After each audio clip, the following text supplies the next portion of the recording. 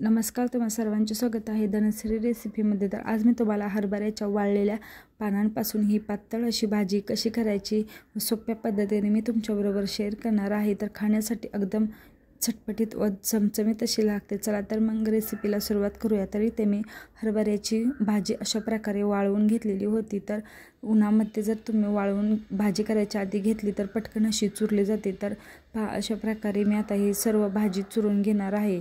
चुरण्यासाठी पटकन असा बारीक होण्यासाठी यामध्ये थोडंसं ज्वारीचं पीठ टाकून हातावरती घेऊन अशा प्रकारे चोळून घ्यायचे।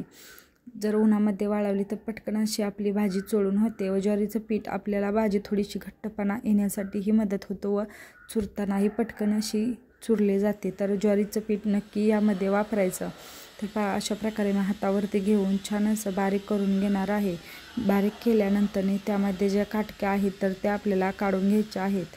तर पहा, यातून सर्व आता काटक्या आपण बाजूला काढायच्या। काटक्या काढल्या म्हणजे खाताना त्या टोचणार नाहीत। तुम्हाला जर ही भाजी चाळून घ्यायची असेल तर तुम्ही या चाळणीवरती घेऊन छान अशी बारीक चाळूनही घेऊ शकता। तर मी अशाच प्रकारे हाताच्या साहाय्याने मोठ्या मोठ्या ज्या काटक्या आहेत तर त्या काढून घेत आहे।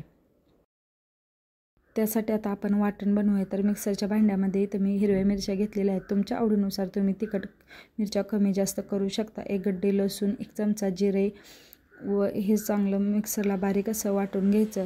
कढईमध्ये तेल घेतलेलं आहे। तेलामध्ये मी चवीनुसार मीठ टाकून आता आपण जे वाटून घेतलेले हिरव्या मिरचीचं वाटण आहे तर ते टाकून छान अशी चुरचुरीत फोडणी करून घ्यायची। तर ही भाजी जेवढी थोडी तिखट असेल तर चवीला खूप छान अशी लागते।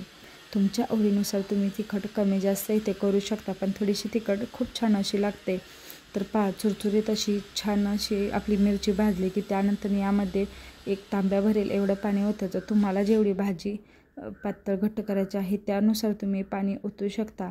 पाण्याला उकळी आली की आपण जी चुरून घेतलेली पीठ घालून चुरून घेतलेली भाजी आहे तर ते हळूहळू अशा पद्धतीने टाकून मिक्स करून घ्यायची व शिजण्यासाठी ठेवायची। तर ही भाजी जर तुम्ही पावसाळ्यामध्ये गरमागरम भाकरीबरोबर खाल तर तुम्हाला नक्कीच आवडेल। खायला खूप भारी अशी लागते। तर नक्कीच अशा प्रकारे तुम्ही हरभऱ्याचे पानं भाजी वाळवून भाजी साठवून ठेवू शकता। कधी भाजीला नसेल तर नक्कीच ही भाजी करून पहा, खूप छान अशी लागते।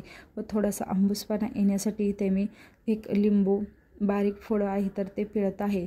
तुम्हाला जर जास्त आंबट आवडत नसेल तर लिंबू नाही वापरलं तरीही चालेल, पण आंबूस अशी भाजी खूप छान लागते गरमागरम भाजी व गरमागरम भाकरीबरोबर। व पावसाळा असेल तर अतिउत्तमच। रेसिपी कशी वाटली ते मला नक्की कमेंट करून सांगा। अशाच नवीन रेसिपी पाहण्यासाठी धनश्री रेसिपी या चॅनेलला माझ्या सबस्क्राईब करा। चला तर मग भेटूया छान अशा आपल्या एका नवीन रेसिपीबरोबर। तोपर्यंत धन्यवाद।